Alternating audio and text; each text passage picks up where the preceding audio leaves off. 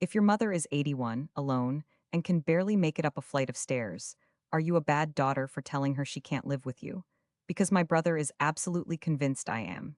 And honestly, some days I'm not totally sure he's wrong. Okay, so here's who we're dealing with. My mom is Dottie.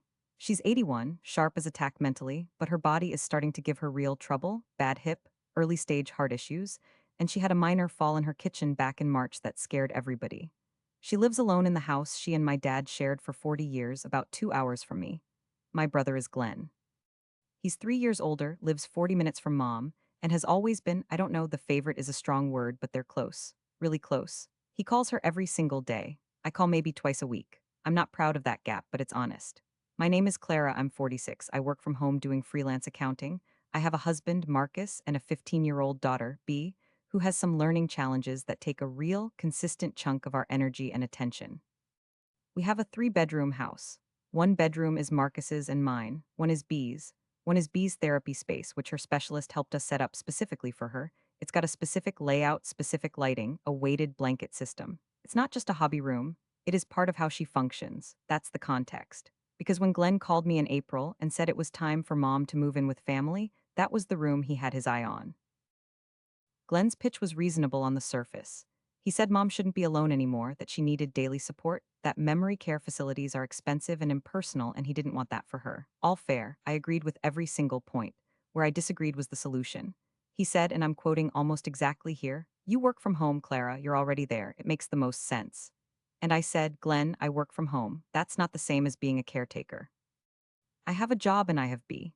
He said B was 15, not 5, and that felt like a little bit of a gut punch because he knows what B's situation is. He's her uncle, he's been to the appointments. So I told him about the therapy room, that we couldn't just convert it, that it wasn't optional space. He went quiet for a second and then said, "Is a room more important than your mother?" And I said, "It's not just a room and you know that." He said he'd think about it. 2 days later, I got a text from my mom. Dottie had texted me, which she almost never does, and it said, "Glenn tells me you have room, but you don't want me there. I don't want to be a burden to anyone." And that right there, that text, that is the thing that I cannot let go of, because Glenn told her that. He framed it as me not wanting her, not as us having a medical grade set up for her granddaughter, not as logistics being complicated. He made it personal. So I called mom immediately and tried to explain the whole thing, and she was sweet about it.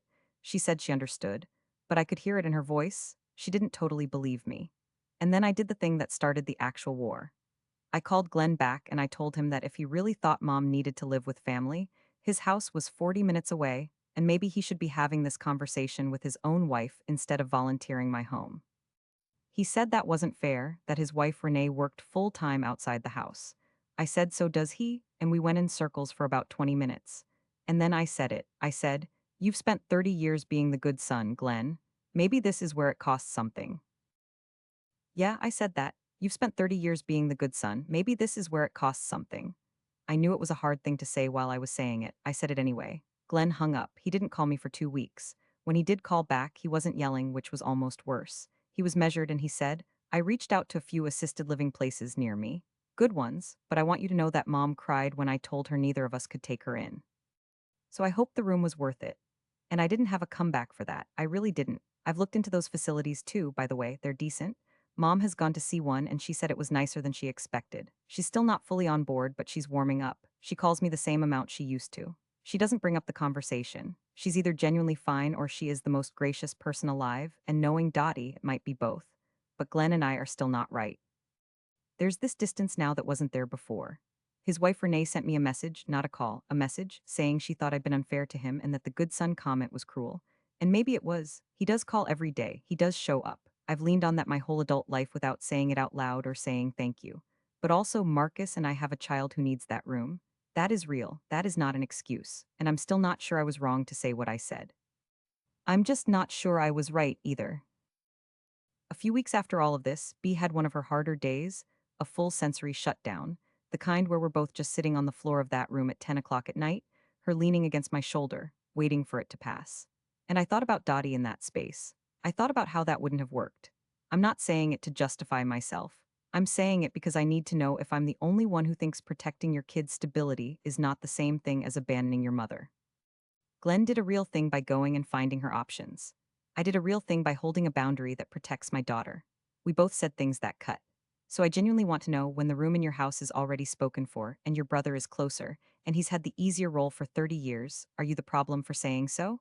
Or does the fact that mom cried make me the villain no matter how you look at it?